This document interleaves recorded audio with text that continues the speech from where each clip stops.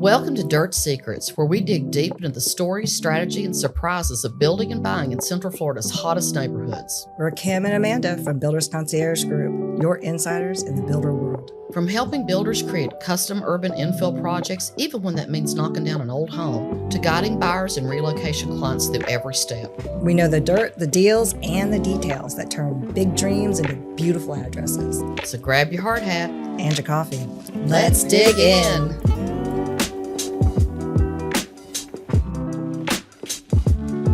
Welcome back to Dirt Secrets. I'm Amanda. And I'm Kim.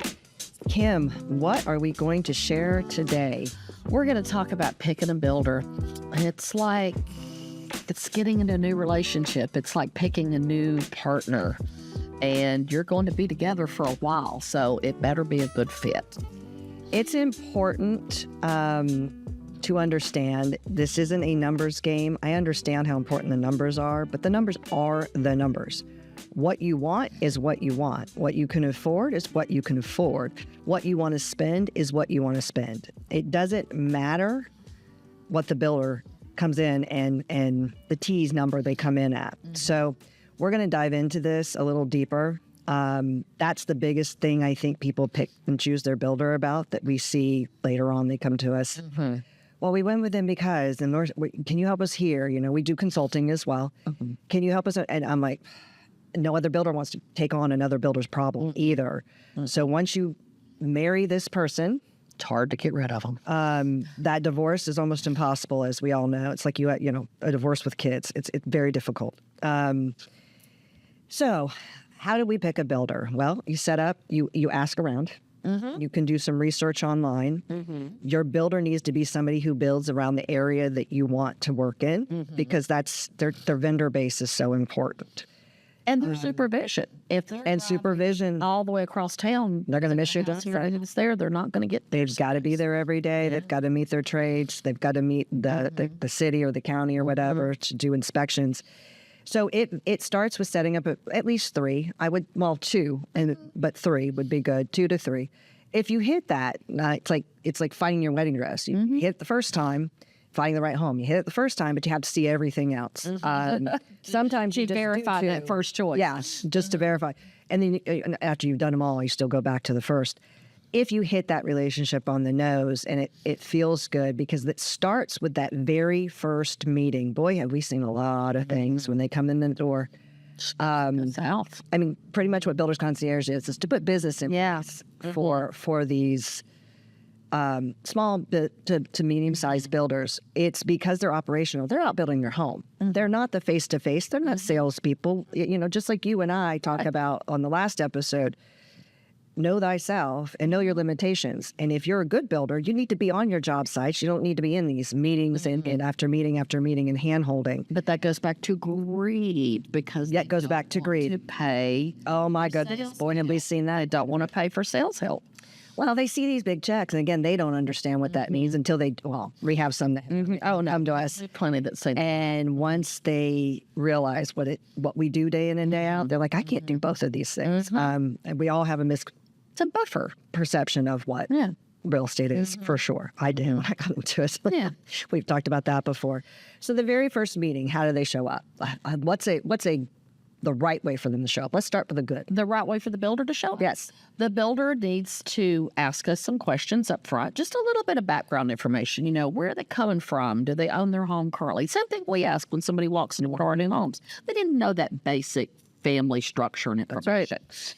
When you set the meeting with the builder, what kind of questions should they be asking us that we need to provide them before they meet? Well, definitely, like I said, family composition, their current living situation, so then, their time frame. It's like if they just sold their house and they expect you're going to be like, you need to go find a rental for 12 to 18 months. It's like, I think that first meeting is really important. Number one, knowing who you're walking in, not just cold walking in and going, hi, who are you and what do you want? They need to be prepared. They need to be prepared. They need to know their expectations. Right. They should be bringing a floor plan to discuss. They should be bringing a few things based on the questions they've asked us. Right. Yeah. The wish list that we provide. Right. And, they might be starting a family. and they Right. want the primary up with the kids, Right. or they're downsizing and they want, there are so many Have some things. basic information about And they need to know the limitation of the lot, right. because we really can't pick the house to win the No, lot. we cannot. But we work with a lot of potential build clients that own their own lot, and then they move out, they get a rental, they move out, and then we start the process. We don't ask them to move out until we're ready to permitting. Right. I mean, we do want to keep you there as long as you can, because you're going to get bored real fast. But the first meeting it's incredibly important, and it does set the stage for the entire relationship. Showing up unprepared. Did they show up on time? Did they show up prepared? Do they asking you the right questions as the client, as the owner? Or do they start coming in talking about how great they are? If they come in and start telling me everything they've built in the past, I explain and start kind of shutting down. I'm like, we're not here to talk about what you did. You're here because you're good. Because we have vetted you and decided that you were good enough to be in this meeting. Now you need to focus on the person sitting across from the table and find out what they want. Well, what makes them good? I mean, it's who's behind them. It's who's actually building the house. They're managing it. They're responsible for solving those problems if they arise, for getting everything started and knowing how to get this from start to finish in a timely manner, in the most efficient way, because time is money.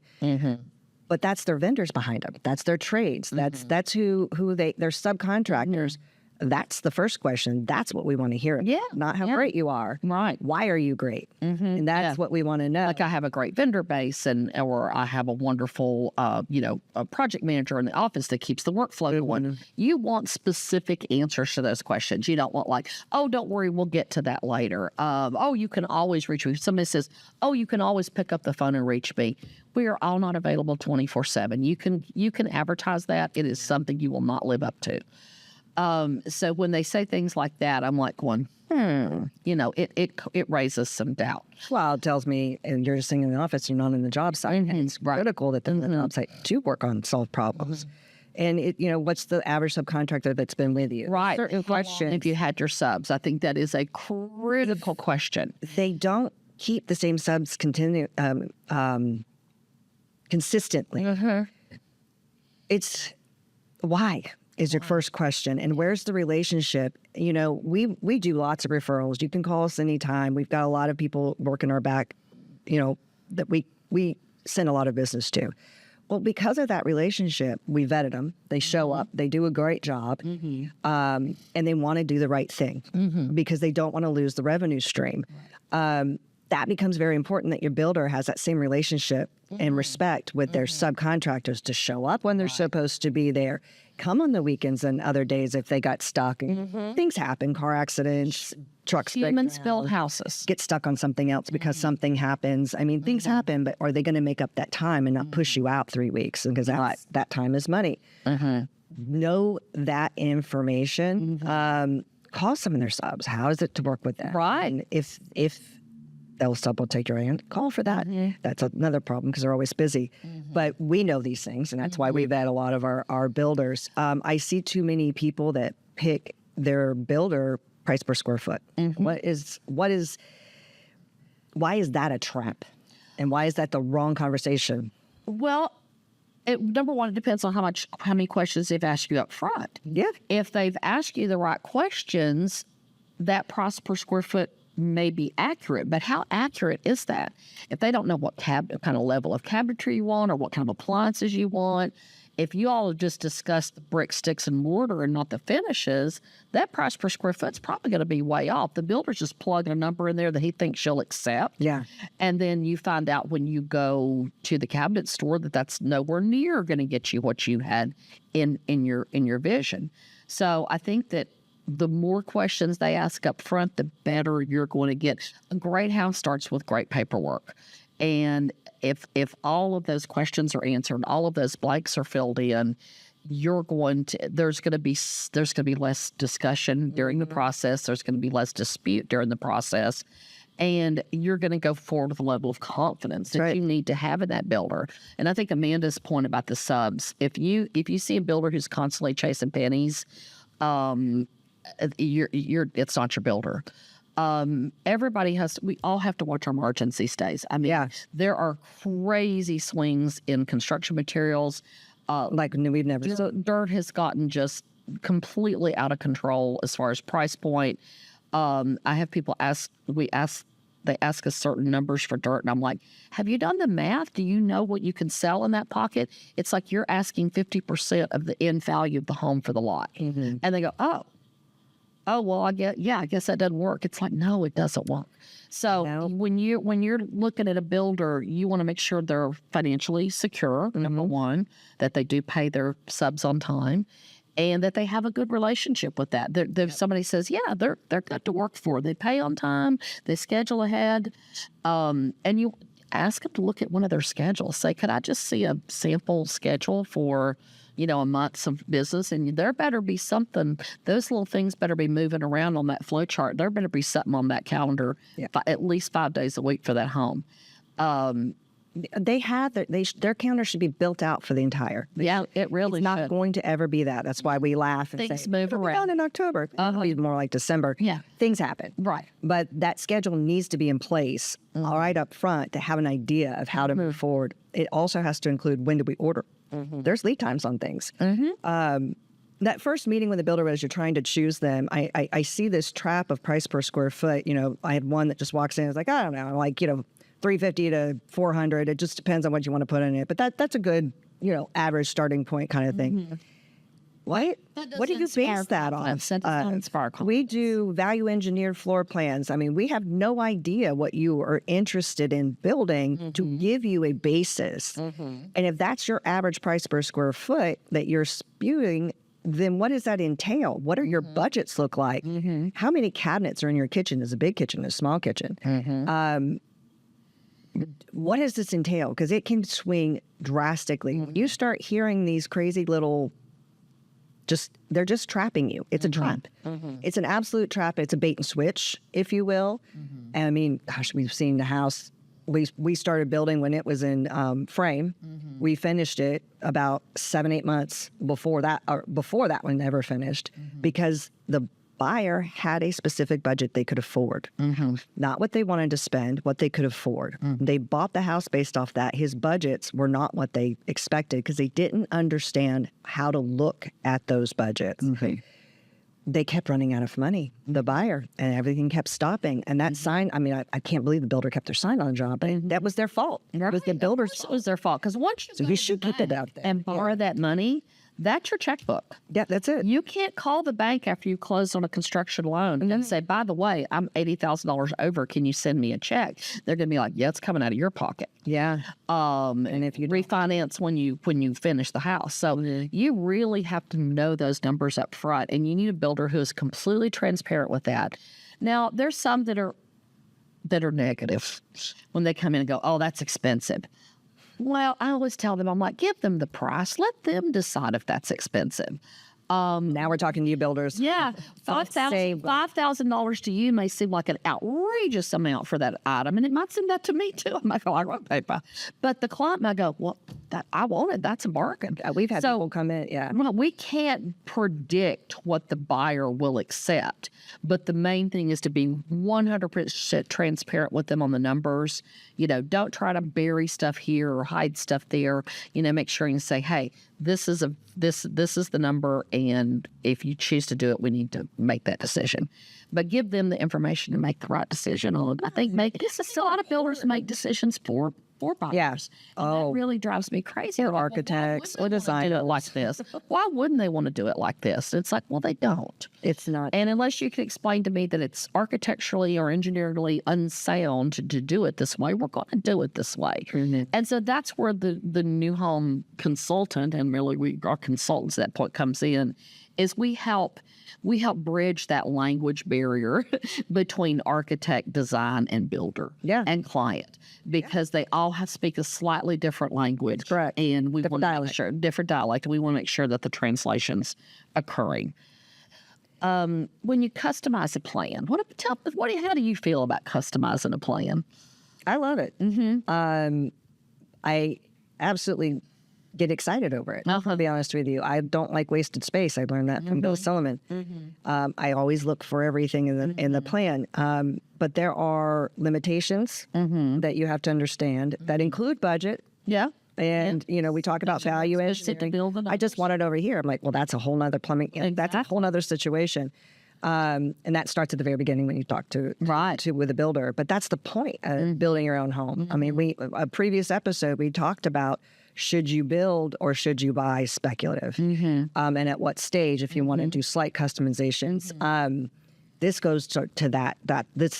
If you want an ultra custom home, you got to start from scratch, but you have to understand you have to have the personality for it, or at least understand what your responsibilities are and commit to it. Right. If you do it with us, you're signing a document of everything. Your obligations as well. And the builder's obligations and ours. Like everybody is responsible and we all have a role to play in this field, but you do too. And if you don't do it on a timely basis, we'll do it for you. Slowing down everything. Because, we know it. We've already done your selections with you. We know your design. Like, we're going to find something that fits based off your design ideas if you don't have time for it. Talk a little bit about customizing a plan that a builder already has access to versus going from scratch. I mean, I've done several going from scratch, and it is, like you said, it's not for everybody. It's expensive and it's time consuming. It's not for everybody. You get, and we're doing this with an investor client right now.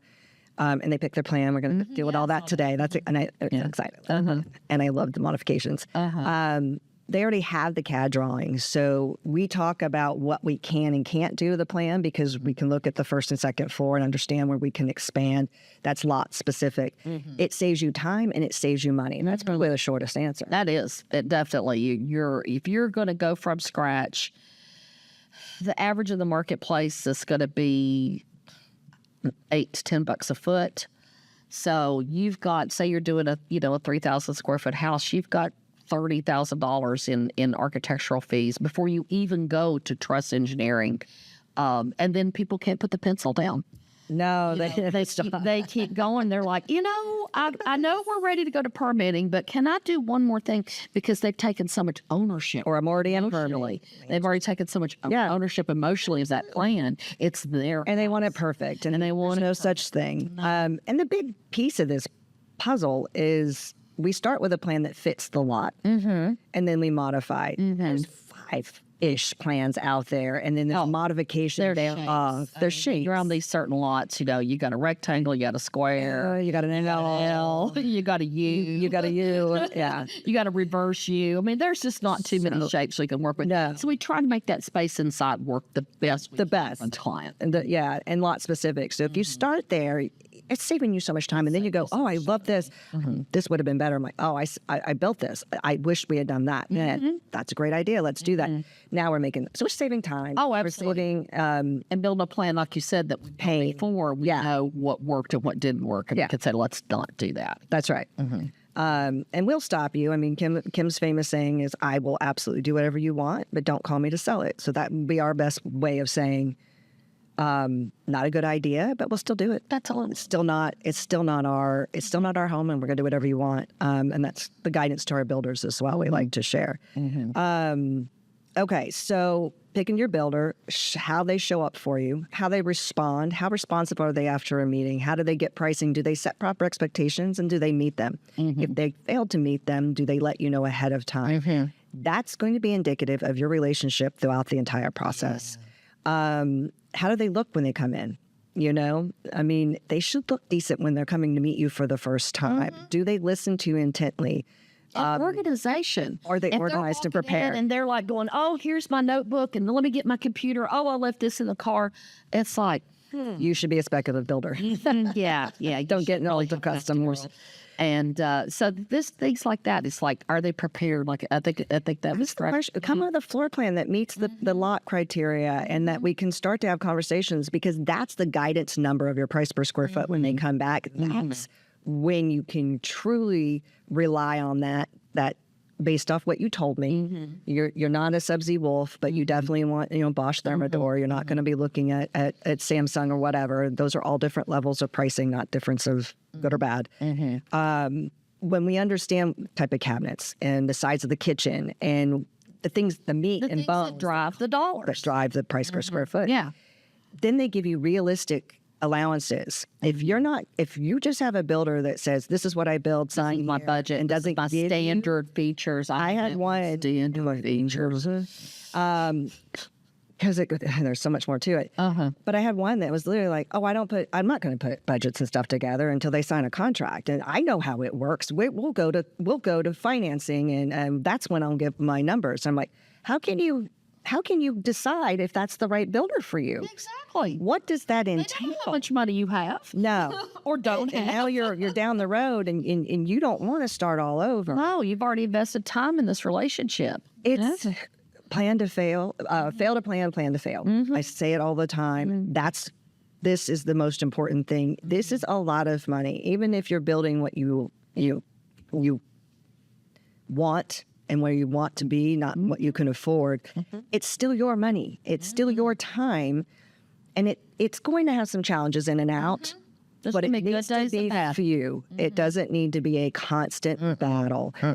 Know what you're seeing when you meet them up front and understand the trap up price per square foot. They can't give you that without a floor plan. They just can't. They can't without having a conversation, understanding your budgets. If they do, run. Don't walk. Run I away. want to keep you from losing sleep. Don't hesitate. Even if we're not your consultant or your agent on this, we're glad to consult. We'll review your budgets. We'll review your floor plans. We offer services that we don't have to be involved in the transaction, and we'll try to help you from making the wrong decision, keep you from doing that. And we don't want to shouldn't lose sleep over this. Money or time or any of those things. And if you don't set it up front the right way with the right person, I can guarantee you'll do all three. You'll be over budget, you'll be over time, and you'll be out of patience by the time you're done. And you're going to want to understand what a spec builder is versus a custom builder. So we can have these conversations and understand what their limitations. Nobody can be everything to everybody. No, they can't. And don't try to force someone into that hole just because you know them. You're like, oh, I see this all the time. They built my friend's office building. I bet they're going to be great at building. They'll be even better at building a house. It's like, maybe not. So it's really knowing that builder, picking the right one for you, and making sure that everything's explained up front. That when you walk in to close that construction perm loan, you should know everything there is to know about that house. It's just a matter of putting all the parts and pieces together. Yeah, and we're gonna make you think about things. I didn't think about that. No, I didn't think about that. I didn't think about that. But we do, and we do it all the time, and we keep track of everything. We have an entire system that will work and help you through this process. If you know what you're in for up front, you're a to be built. You're a to be built buyer. We can build for you when you have that expectation set up front. And you're like, got it, understand. I got the great and the good, and I've got the bad, and I know I can manage my expectations down because I understand. Right. That is going to set you up for success. And that makes you going, I know the good, bad, and ugly. I'm in. Okay, so that's a good overview. It is. Get into some depth there as well. Call us. We would love to have this conversation. We can direct you to builders. Builders, if you want to talk to us as well, give us a call because we would love to interview you and see if you need to be on this list for our to-be-built clients as well. So, we don't always have the right fit. In our repertoire area. Yeah, we don't always have the right fit for that builder, but we could go out and interview and make sure that we find the right one. Right. And we do that frequently. I have one asking for celebration right now. Yeah. So I'm like, I will interview. I will find out. I will know quickly. There's another one I've got to get my hands on. I just heard about last night that needs some serious direction and help. Great idea, great concept, but execution and plan is completely not there. And hopefully they can hear and listen and want to have conversations because it's a different skill set. Okay, that's it for this episode of Dirt Secrets. Come back next time. We're going to actually talk about some of the hidden... Join us. Yeah, and things that nobody tells you about your teardown and kind of things that you need to understand that are developed into that cost. Until next time, thanks for joining us. I'm Amanda. And I'm Kim.